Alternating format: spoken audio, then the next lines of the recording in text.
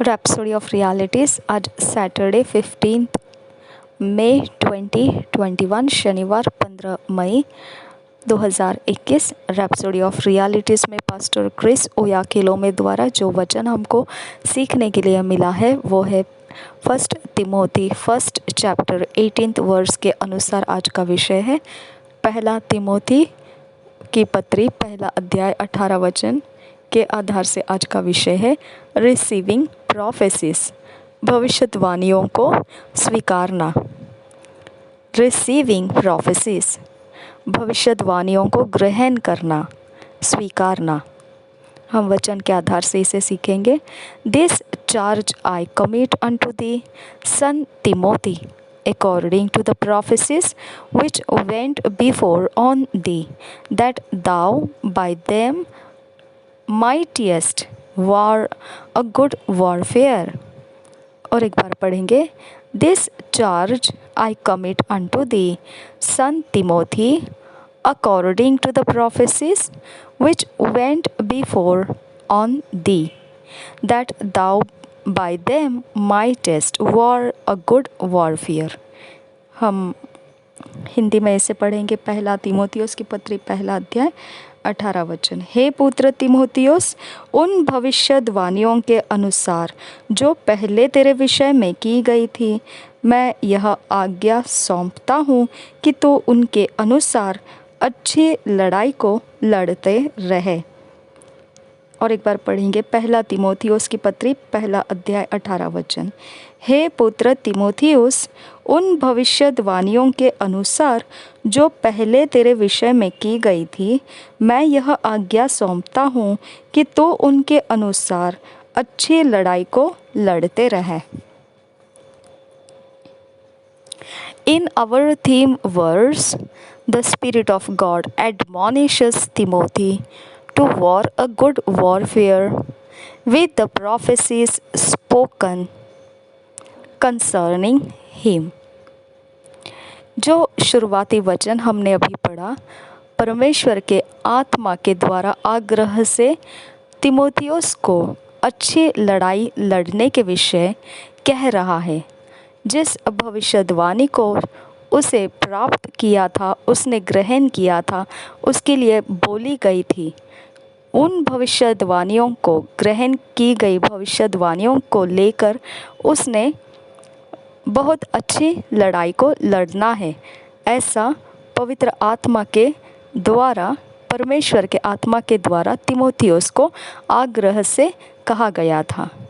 Since this is God's word, it then means it's not peculiar to Timothy.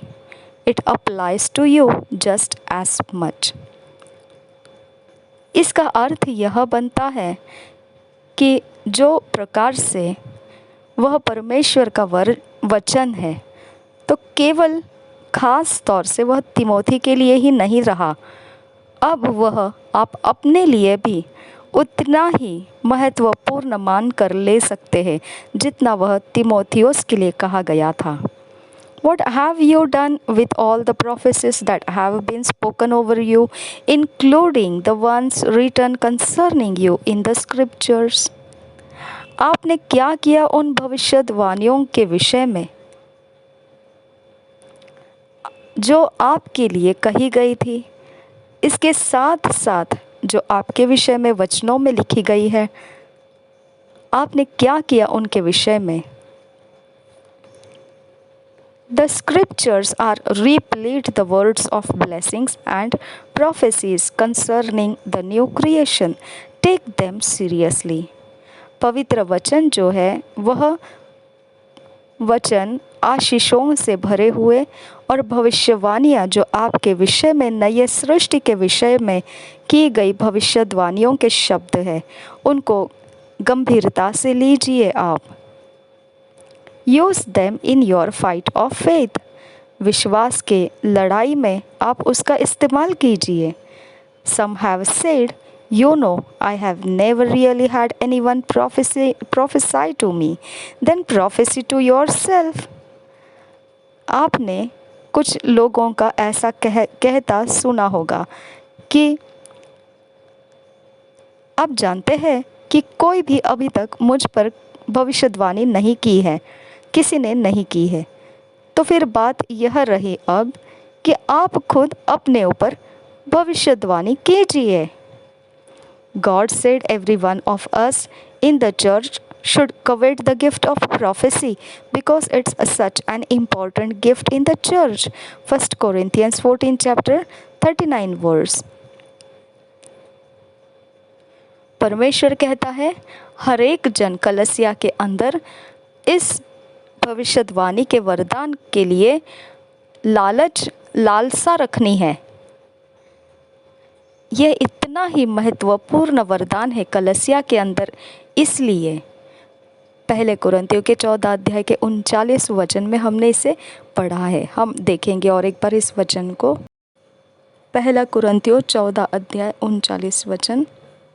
अतः हे भाइयों, भविष्यवाणी करने की धुन में रहो और अन्य भाषा बोलने से मना न करो। अतः हे भाइयों, भविष्यवाणी करने की धुन में रहो और अन्य भाषा बोलने से मना न करो। The Bible says prophesy edifies the church. Prophecy edifies the church and you are a member of the church. पवित्र बाइबल बताता है भविष्यवाणी कलीसिया में सुधार लाता है और आप कलीसिया के सदस्य हैं। So if anything edifies the church, it should edify you. तो इसका मतलब यह बनता है कुछ भी अगर कलीसिया में सुधार लेकर आ रहा है तो फिर वही आपको भी सुधार रहा है। So when there is a word of prophecy in the church, receive it and personalize it. इसलिए अभी जब कभी भविष्यवाणी के शब्द आपके कलीसिया में हो जाए तो ग्रहण कर लीजिए और अपने लिए व्यक्तिगत बना लीजिए उसे। Sometimes the word come to you in a song while the choir is ministering or while the preacher is preaching or teaching.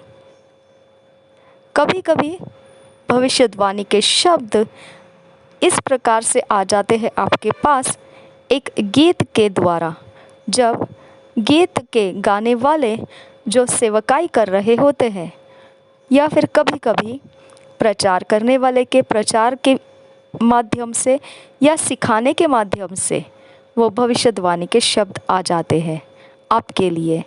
It can come to you in your own spirit because God is talking all the time to each one of अस।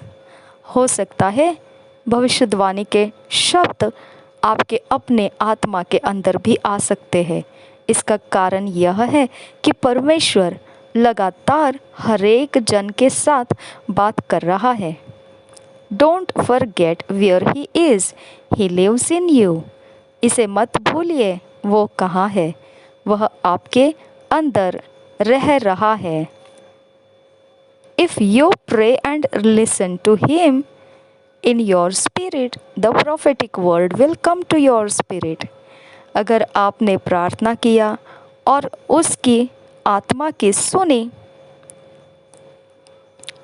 और उसका सुना आपके आत्मा में से, तो वह आपके लिए भविष्यवाणी का शब्द आपके आत्मा में आया हुआ रहेगा। Besides the prophecies you receive in the church, the written word, the Bible is full of prophecies. इन भविष्यवाणियों के अलावा जो आपने कलीसिया में स्वीकारा, और भी भविष्यवाणियाँ मौजूद है लिखे हुए वचनों के अंदर, पवित्र बाइबल में।